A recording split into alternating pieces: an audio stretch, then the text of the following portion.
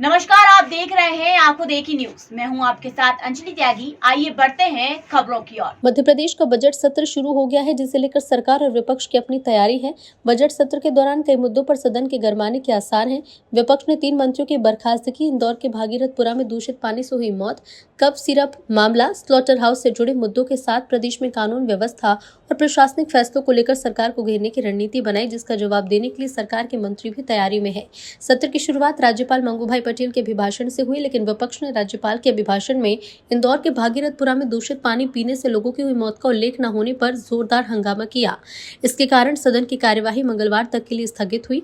विधानसभा में कांग्रेस प्रदेश अध्यक्ष जीतू पटवारी ने कहा कि 3 अपराधी मंत्रियों को बजट सत्र में बैठने का अधिकार नहीं है। उन्होंने कहा कि सीएम से आग्रह किया था कि 3 अपराधी मंत्री न बैठे। इसके अलावा इंदौर में दूषित पानी से 35 मौत हो गई। यदि राज्यपाल के अभिभाषण में जिक्र नहीं है तो भाषण बेमानी है, जिस पर सत्ता पक्ष के विधायकों की प्रतिक्रिया भी सामने आई।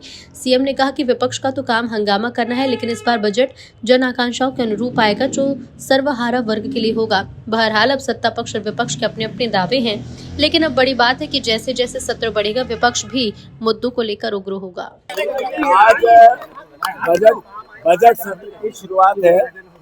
हमने चिट्ठी लिखकर मुख्यमंत्री जी से आग्रह किया था कांग्रेस पार्टी ने कि 3 अपराधी मंत्री सदन में बैठे हैं। एक है विजय शाह, जिन्होंने सुप्रीम कोर्ट ने कहा कि अपराधी है, इनको पद पर रहने का कोई अधिकार नहीं। जो दूसरा है, 35 मौतें हो गई। 35 मौतों की अगर इस तरह का आग्रह है तो फिर नहीं हो सकता है, वो मंत्री पद पे कैसे है। ऐसे ही 26 मौतें और हैं।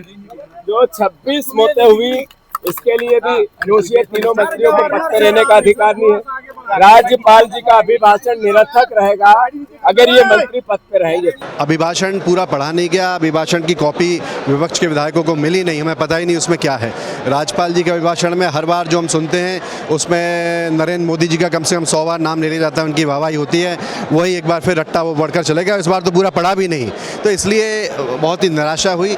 देखिए, ये तो भारतीय जनता पार्टी का चाल चरित्र और चेहरा है। अगर विपक्ष के ऊपर कोई दाग लगे तो तुरंत कार्रवाई हो जाती है, आम जनता पर कार्रवाई हो जाती है। लेकिन सत्ता दल के विधायक पर अगर कोई आरोप लगता है, और ये लगभग सबके सामने है, पूरा प्रदेश इस बात को जानता है, लेकिन उसके बावजूद भी उनको बचाया जाता है, बहुत ही निंदनीय है।